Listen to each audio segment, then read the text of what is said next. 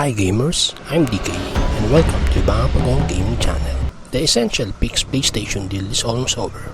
It is the last chance to pick a game or two of your choice at lower prices. In this episode, we will talk about some of the horror games currently on sale at the PlayStation Store. Hit also the subscribe button to join us in exploring the vast world of PlayStation. Let's get it on. Enjoy! The Hackett's Quarry counselors organize a party to commemorate the end of summer camp.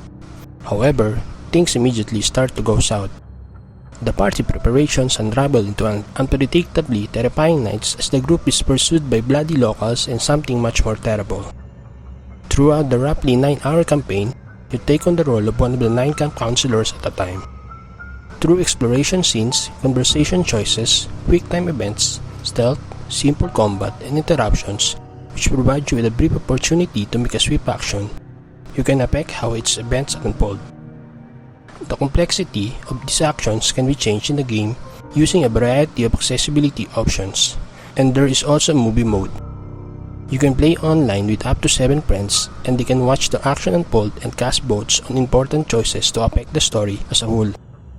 The game has a strong script delivered by the excellent cast, and the slow-burning story can lead to several satisfying conclusions.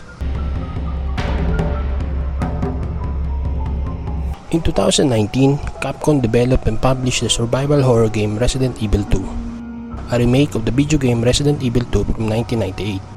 Players takes control of college student Claire Redfield and rookie police officer Leon S. Kennedy as they try to escape Raccoon City during a zombie uprising. The gameplay and story of this remake have been reimagined for modern audiences. The player has a choice between 2 characters in the game. The final boss, supporting protagonists, storyline, locations, objects, and weaponry are all impacted by the protagonist that is picked. The player can freely explore the environment around them while they scavenge for supplies, including healing items, ammunition, and key items needed to solve puzzles and advance the story.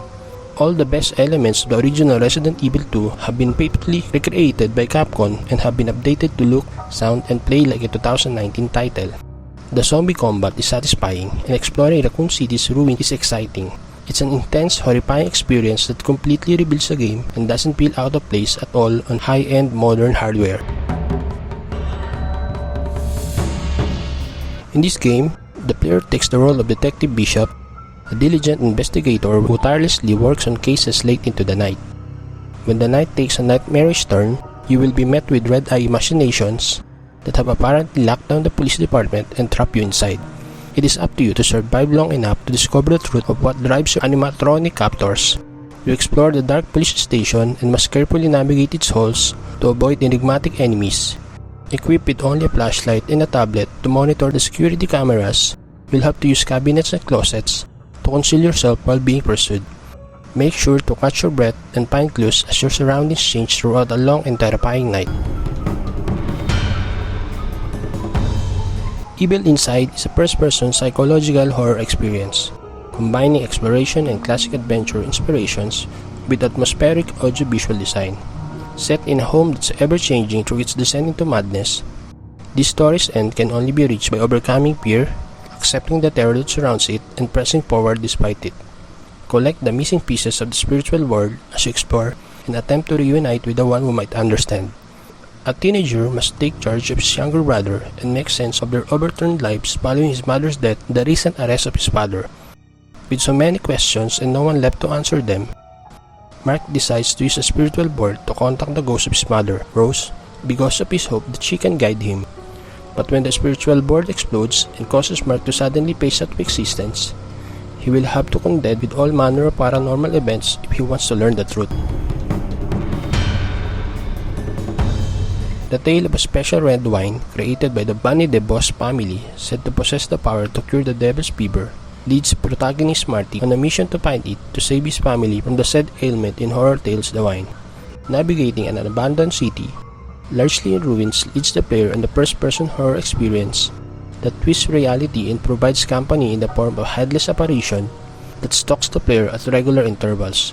Unable to fight back, the player must run, solve puzzles, and find the wine.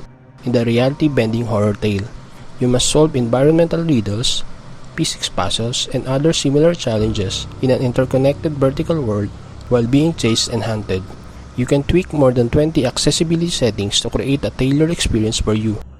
You can also use the photo mode to make perfect shots and unlock many secrets using it. That brings us to the end of today's episode. Check out our other videos for more gaming content and recommendations. We hope to see you at the next one. Everyone, happy gaming!